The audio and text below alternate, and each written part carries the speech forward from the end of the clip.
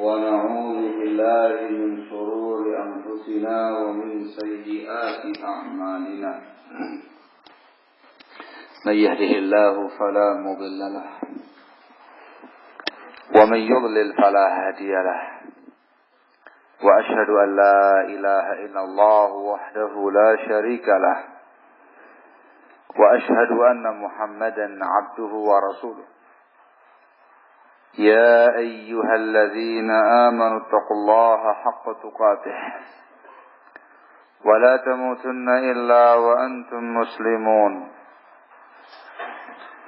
يا أيها الناس اتقوا ربكم الذي خلقكم من نفس واحدة وخلق منها زوجها وبث منهما رجالا كثيرا ونساء واتقوا الله الذي تساءلون به والأرحام إن الله كان عليكم رقيبا يا أيها الذين آمنوا اتقوا الله وقولوا قولا سديدا يصلح لكم أعمالكم ويغفر لكم ذنوبكم ومن يطع الله ورسوله فقد فاز فوزا عظيما أما بعد فإن أصدق الحديث كتاب الله وخير الهدي هدي محمد صلى الله عليه وعلى آله وسلم وشر الأمور محدثاتها فإن كل محدثة بدعة وكل بدعة ضلالة وكل ضلالة في النار أيها الناس قنفدين عزكم الله الحمد لله.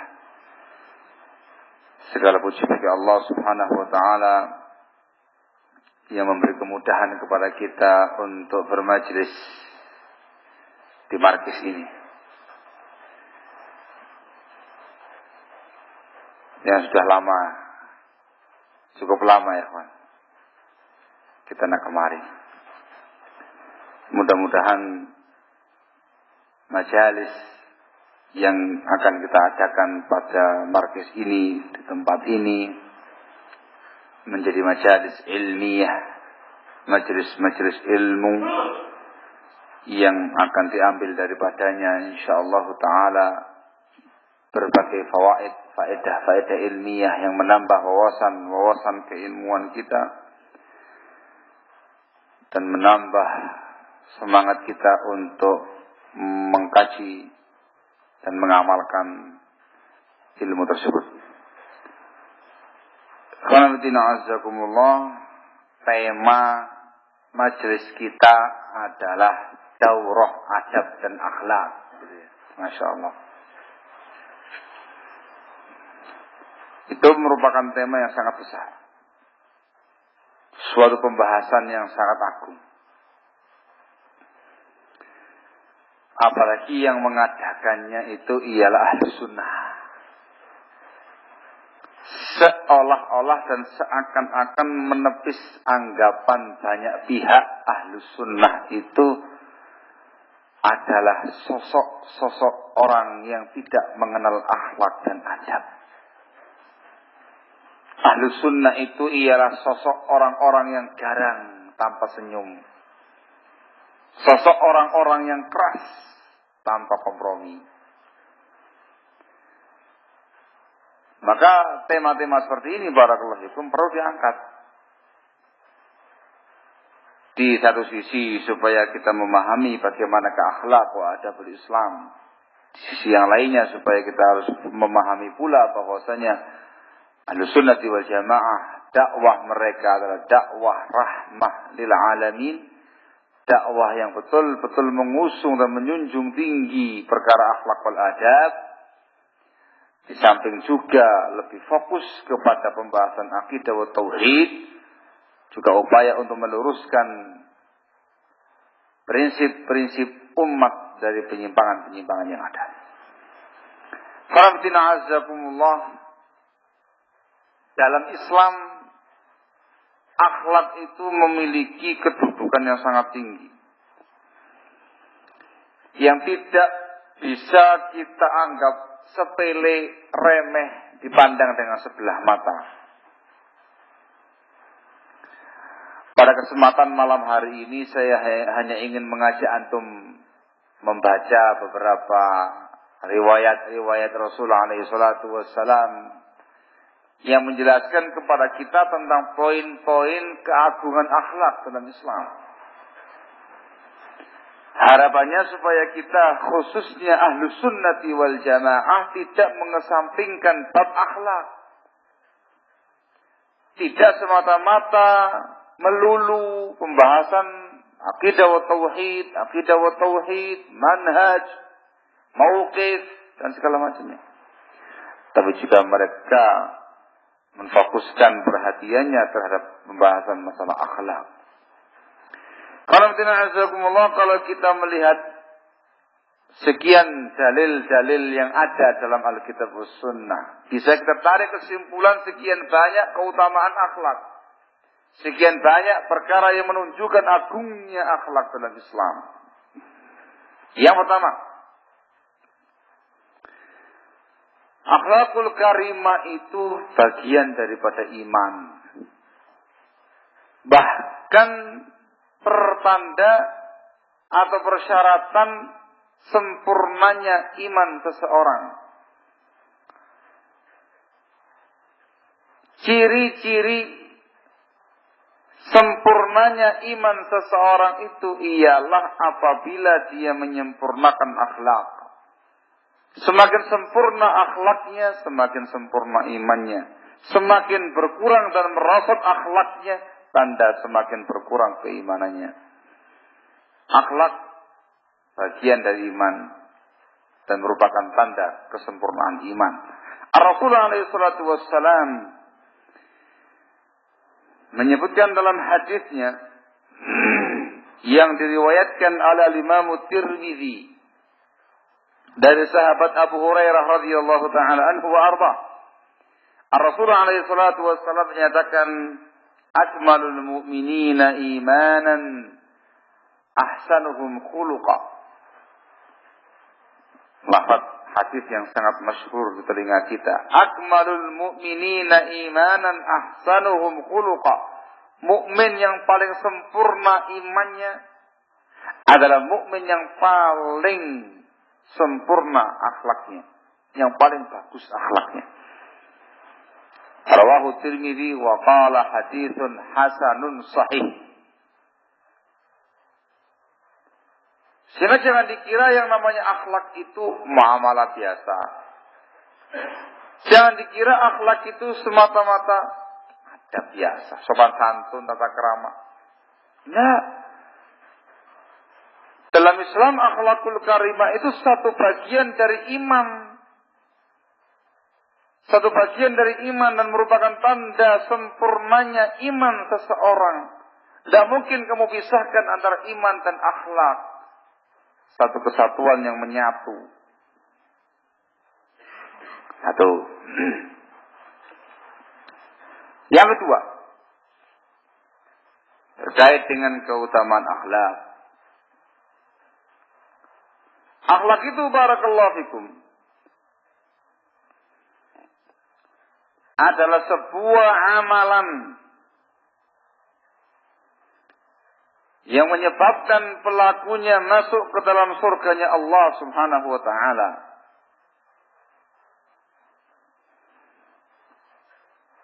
Amalan yang bisa memasukkan seseorang ke dalam surganya Allah Subhanahu wa taala.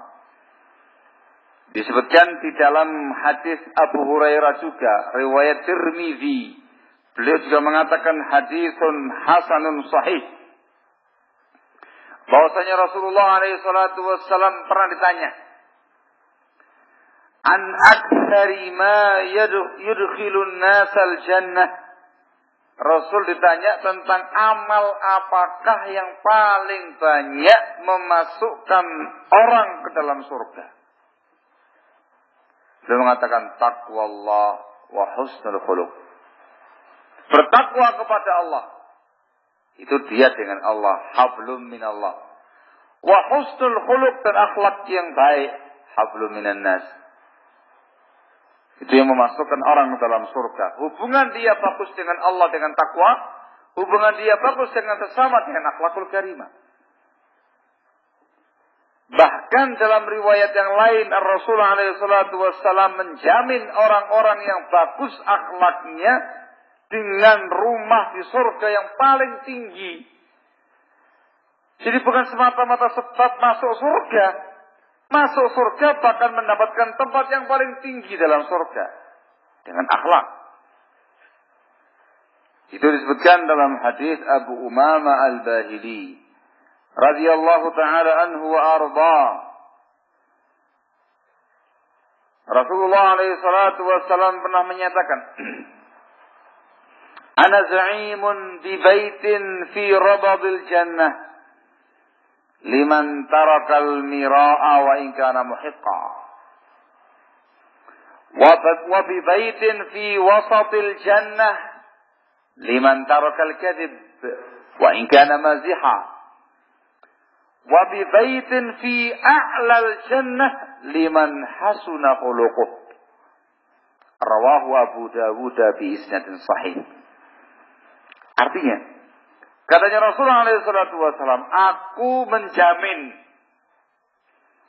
sebuah surga di saya menjamin sebuah rumah di pelataran surga. Rabab itu bagian luar surga. Saya menjamin sebuah rumah di pelataran surga bagi seseorang yang meninggalkan mira', debat kusir, walaupun itu hak. Dan saya menjamin rumah di tengah-tengah surga, masuk ke dalam tengah-tengahnya, bagi seseorang yang meninggalkan dusta, walaupun bermain-main, bergurau. Dan menjamin rumah di atasnya surga, a'lal jannah, surga yang paling tinggi bagi seseorang yang bagus akhlaknya. Jadi tingkatan orang itu macam-macam di surga nanti ya. Ada yang di pelataran surga, ada yang di tengah-tengah surga, ada yang paling atas rumahnya. Yang paling tinggi, rumah yang paling tinggi itu diperuntukkan untuk orang-orang yang memiliki akhlakul karimah, bagus akhlaknya. Sebab masuk ke dalam surga, begitu masuk ke dalam surga tempat yang paling tinggi. Alhamdulillah akhlak. Akhlak surga tidak mungkin dipisahkan. Sebagaimana di dunia, akhlak iman tidak mungkin dipisahkan. Konsekuensi dunia akhlak dan iman, akhlak dan takwa. Konsekuensi akhirat ialah akhlak dan surga. Nyambung. Besar fadilahnya, barakallahu fiik. Yang berikutnya, yang menunjukkan keutamaan akhlak ialah dengan akhlakul karimah seseorang itu akan mencapai martabat seseorang yang biasa qiyamul lail di malam hari, orang yang puasa di siang hari. Saya mau tanya sama antum, ada di antara antum yang kuat kalau pagi puasa, malamnya qiyamul lail semalam suntuk, terus tiap hari seperti itu? Ada yang kuat? Ada yang kuat? Bakasnya dia besar. Tidak ada yang kuat. Tidak ada yang kuat. Pagi hari puasa, malam harinya qiyamul lail, terus begitu. Ini luar biasa. Itu orang yang nggak butuh dunia, nggak butuh istri, nggak butuh apa. Ya nggak payu istrinya, kalau nggak payu ya nggak laku istrinya. Yang paginya puasa, malamnya qiyamul lail. Barakallah itu. Artinya dia terus senantiasa beramal saleh, pagi, siang, sore, malam, pagi, siang, sore, malam, pagi, siang, sore dengan puasa, malam hari dengan qiyamul lail. Terus menerus. Dan itu martabat yang sangat tinggi. Dan kita nggak mampu untuk itu. Martabat yang tinggi seperti itu dicapai dengan husnul khuluq, akhlak yang mulia. Akhlak mulia itu yang bisa menghantarkan antum kepada martabat tadi. Disebutkan dalam sebuah hadis dari Aisyah radhiyallahu taala anha yang diriwayatkan oleh Imam Abu Dawud rahimahullah Dan dimasukkan oleh Syekh Muqbil bin Hadi rahimahullah dalam As-Sahih Al-Musnad. Juga dimasukkan oleh Syekh Al-Albani dalam Sahih Adabil Mufrad. Rasul alaihi salatu wassalam pernah menyatakan, innal mu'mina la yudriku bi husni khuluqihi darajat as-sa'imil qa'im. Yang artinya sesungguhnya seorang mukmin akan mendapatkan dengan akhlakul karimah yang dia miliki, mendapatkan martabatnya orang yang puasa lagi dia mulai setiap harinya. Shaimul qaim. Puasa tiap hari, dia mulai tiap hari. Orang akan mampu mengejar dan mendapatkan martabat yang sangat tinggi seperti itu dengan akhlakul karimah. Dari hadis ini pula bisa kita ambil faedah barakallahu fikum, bahwasanya qiyamul lail itu merupakan amal yang sangat mulia, yang sangat agung, disederajatkan dengan puasa dan sholat. Tingkatannya itu, derajat amalannya sama dengan puasa dan sholat. Yang antum tahu bagaimana fadilah puasa, yang antum tahu bagaimana fadilah sholat, terutama qiyamul lail. Besar. Barakallahu fikum. Tapi ingat, jangan dipahami dari riwayat ini, mending akhlak mulia, tidak usah puasa, tidak usah qiyamul lail. Bukan begitu pemahaman orang yang berakal sehat. Itu pemahaman orang yang kepingin nak ibadah, ya kan ya. Kok nggak poso? Akhlak mulia cukup menggantikan puasa. Masya Allah. Saya tahu kok nggak qiyamul lail, sudah ngerti bangun kok sengaja nggak qiyamul lail. Cukup dengan akhlakul karimah. Nggak begitu. Itu maksudnya mengkiaskan, membandingkan, supaya orang memahami bagaimana kemartabat akhlakul karimah itu diumpamakan seperti orang yang puasa setiap harinya. Di malam harinya dia qiyamul lail. Luar biasa ya. Dengan apa ini? Husnul khuluq. Insyaallah. Lagi amalan lagi yang lainnya yang menjelaskan kepada kita, argumentasi lain yang menerangkan kepada kita tentang keutamaan akhlak. Iyalah, akhlakul karimah ini barakallahu fikum merupakan amalan yang paling berat timbangannya di yaumul qiyamah. Di antara prinsipnya Ahlus Sunnah, prinsipnya muslimin, mukminin mengimani yang namanya yaumul hisab. Gitu ya. Hari hisab, dihitungnya semua amal-amal umat manusia. Pada pembahasan hisab ada pembahasan akidah Ahlus Sunnah tentang mizan.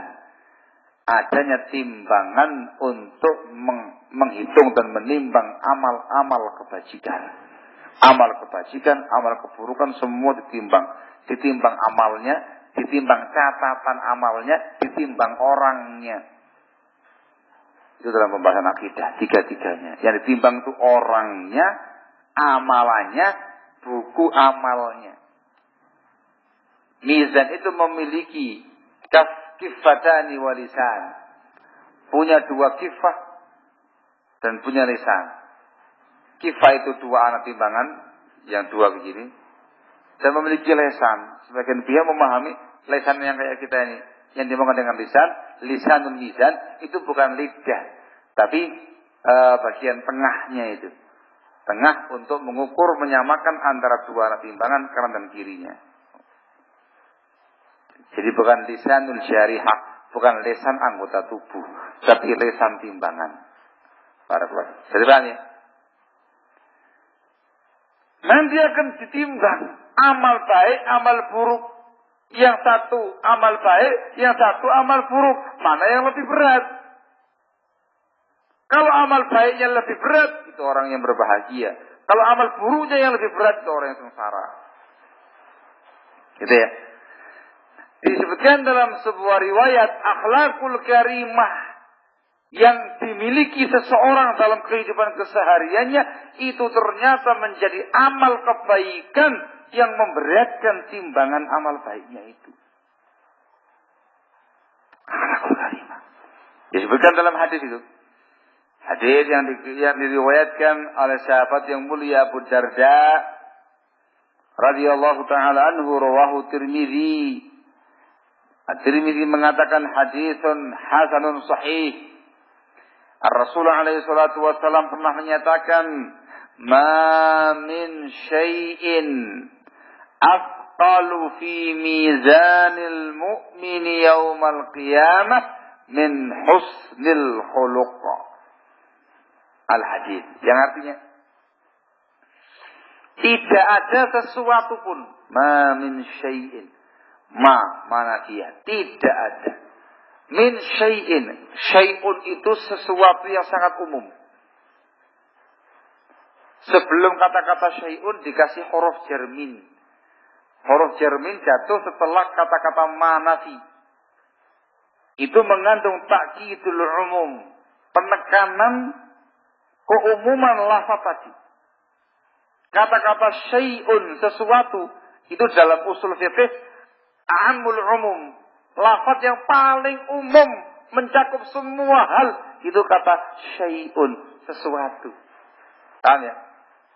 Dalam riwayat ini ditambahi lagi huruf jar min setelah manafi. Itu takkidul umum. Umum dan sangat umum.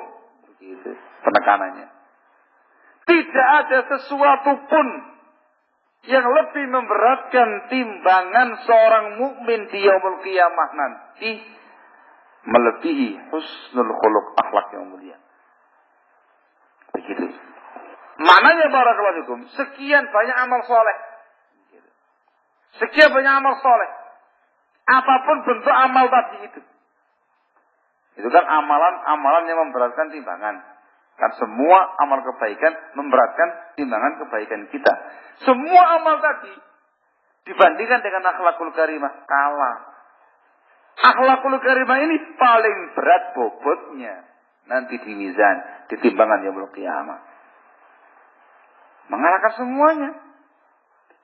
Lafaznya syai' umum, min lagi. Barakallahu fikum. Sehingga amal yang paling memberatkan timbangan amal baik seorang hamba, seorang mukmin di yaumul qiyamah nanti. Tiada duanya. Barakallahu fikum. Tiada duanya. Namun dikecualikan barakallahu fikum, pembahasan ilmiahnya dikecualikan dengan kalimat la ilaha illallah. Namam? Jelas lebih berat kalimat la ilaha illallah. Loh kok bisa? Nah, iya, diketahui dari hadis, namanya hadis al-bitaqah. Hadis nanti di yaumul qiyamah disebutkan oleh Rasulullah alaihi salatu wassalam dari sahabat yang mulia Abdullah bin Amr bin As radhiyallahu anhuma dengan sanad yang sahih Nabi Dawud wa Tirmidzi wa ghairihima menceritakan nanti di yaumul qiyamah didatangkan seseorang yang memiliki catatan amal kejelekan 99 sijil. 99 buku amal kejelekan. Satu bukunya itu, satu catatan itu sejauh mata memandang. Semuanya jelek. Dikalikan 99. Gak karu-karuan buahnya ya kawan. Ditanyakan kepada dia, apakah kamu punya kebaikan punya kebaikan? Dia sudah putus asa. Kebaikan apa yang mau diharapkan? Yang 99 gulung kayak gitu semuanya jelek. Tidak ada. Saya nggak punya amal kebaikan sedikit. Maka diserukan, sesungguhnya engkau memiliki amal kebaikan dan kamu tidak akan dizalimi sedikit pun. Maka dikeluarkan yang namanya bitaqah. Bitaqah itu ialah sebuah kartu yang bertuliskan kalimat la ilaha illallah. Ini amal baikmu. Dia mengatakan, fungsinya apa satu kartu ini dibandingkan dengan 99 catatan gulungan catatan amal yang semuanya jelek itu? Apa manfaatnya? Dikatakan kamu hari ini tidak akan dizalimi sedikit pun. Maka di tokoh yang ada kata-kata la ilaha illallah ditaruh di satu anak timbangan, 99 gulung tadi di anak timbangan yang lain. Ternyata satu kartu yang bertuliskan la ilaha illallah itu lebih berat dibandingkan dengan 99 gulung amal kejelekan tadi. Wabah. Sebab tidak ada sesuatu pun yang mengalahkan tauhidullah, mentauhidkan Allah Subhanahu wa taala. Sehingga mengerti riwayat ini, tidak ada sesuatu pun yang lebih memberatkan timbangan seorang mukmin nanti di yaumul qiyamah melebihi akhlak yang mulia, yakni selain la ilaha illallah. Yang dibahas sekarang bukan itu, akhlakul karimah. Amal yang betul-betul sangat memberatkan timbangan amal baik kita di yaumul qiyamah. Yang berikutnya, insyaallah ya, jam berapa ya Pak? Ini jam ini. Oh, situ. Masya Allah. Kalau sudah duduk di depan kayak gini, kadang lupa jam. Kalau nggak ditengok-tengok terus malah aneh ini. Ya Pak Ustaz, lanjut Ustaz. Labat. Lanjut. Antum nggak tahu apa enggak? Maksudnya hawanya ini enak banget ini.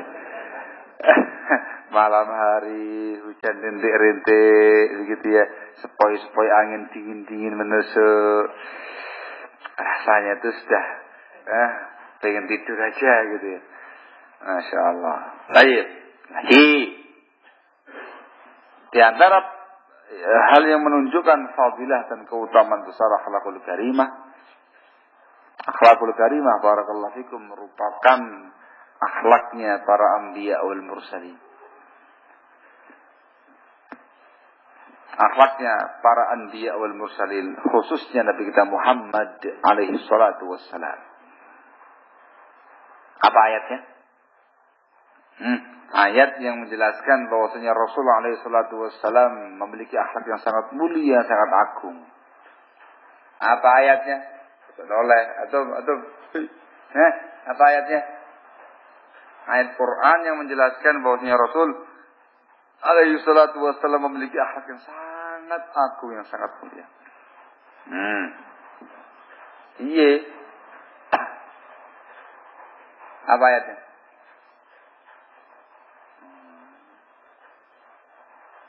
Cepat kalau nggak tahu ya. Nah, Allah mengatakan dalam firman-Nya dalam surat Al-Qalam, surat Nun, wa innaka la'ala khuluqin 'azim. Sesungguhnya engkau wahai Nabi alaihi salatu wassalam sungguh di atas akhlak yang agung. Disebutkan dalam hadis Bukhari Muslim muttafaqun alaih. Dari Anas bin Malik radhiyallahu taala anhu, dia berkata, Kana Rasulullah sallallahu alaihi wasallam ahsanan nasi khuluqa. Muttafaqun alaih.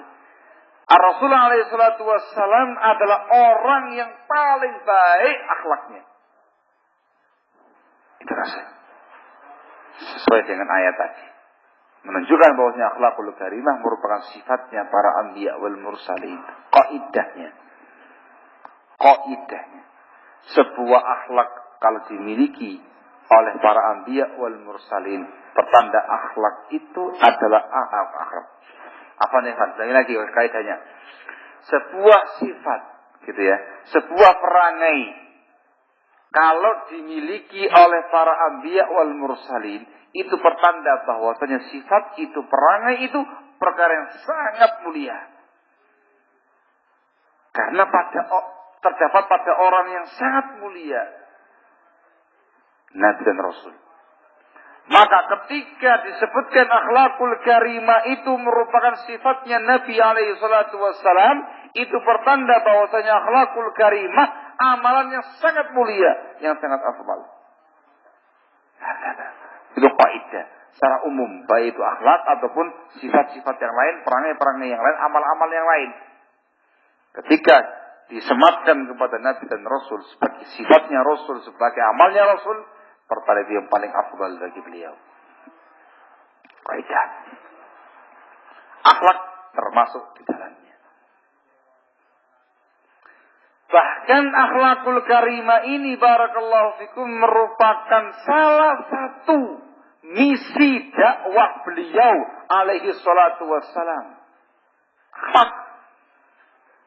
Selama ini orang bayangannya kan tauhid.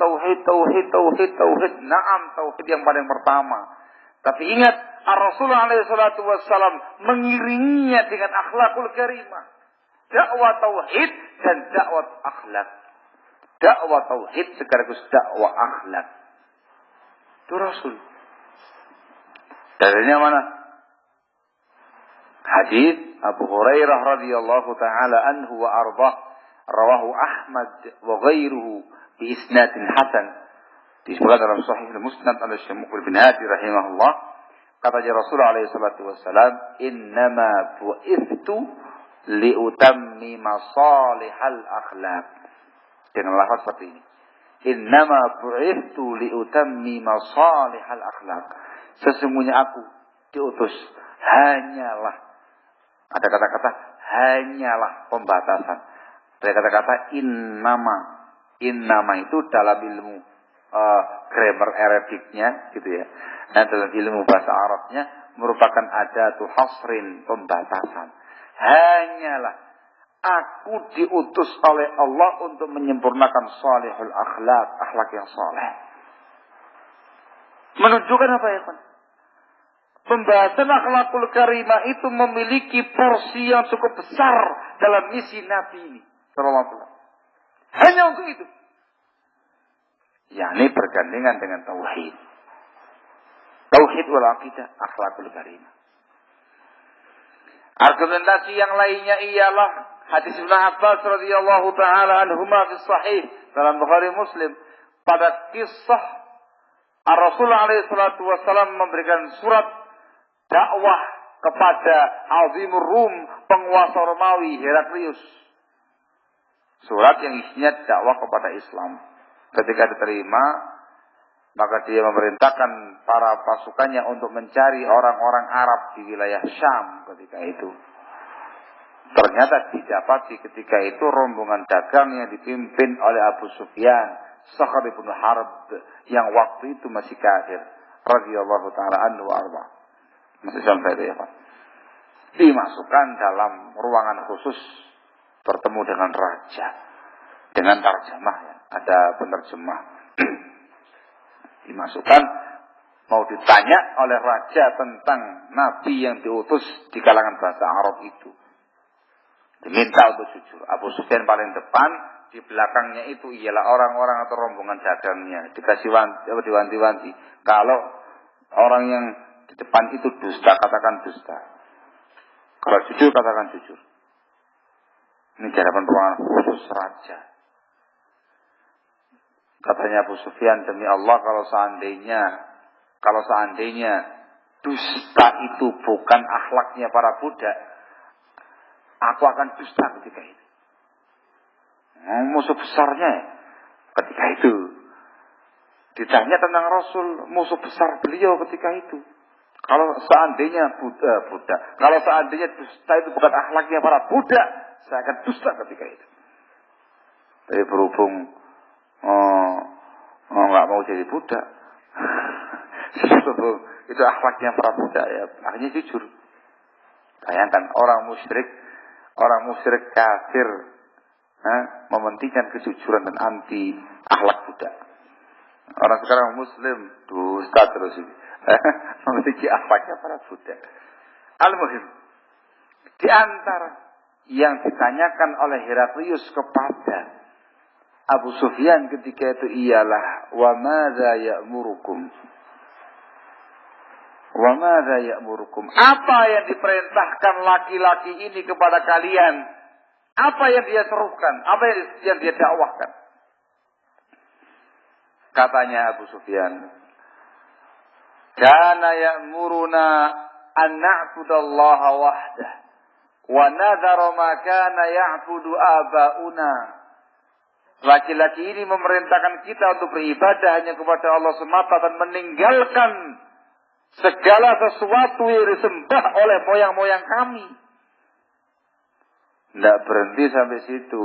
Diteruskan lagi pada Lafaz yang berikutnya oleh Abu Sufyan yang ketika itu merupakan musuh dakwah paling besar.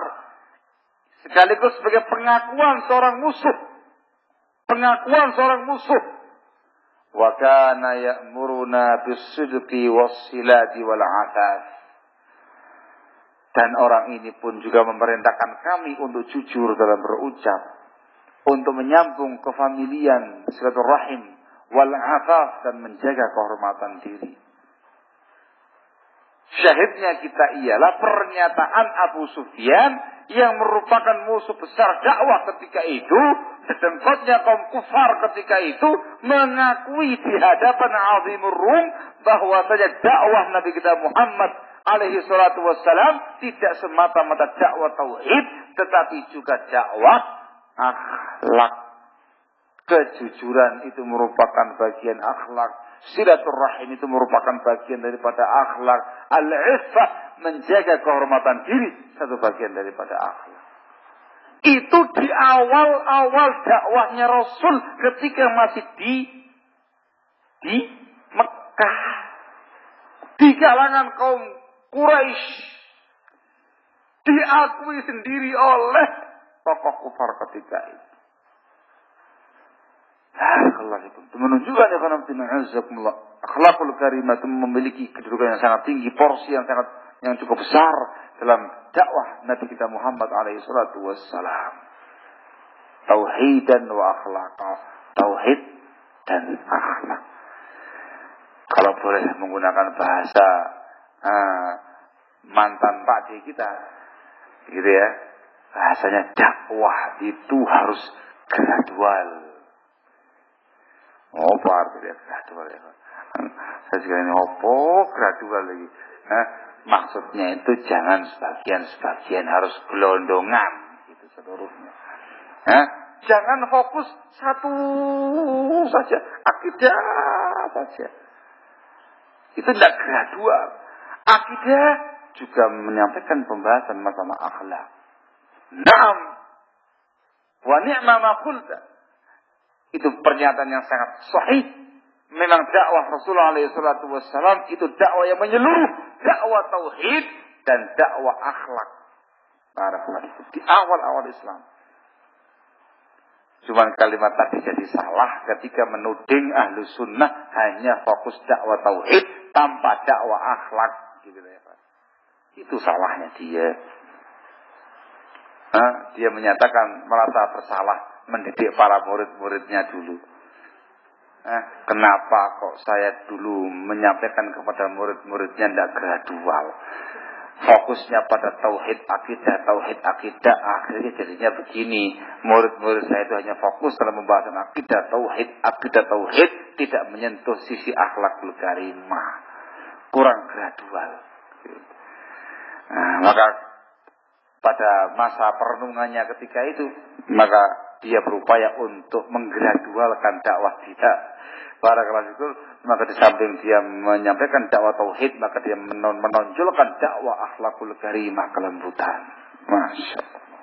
Itu yang salah.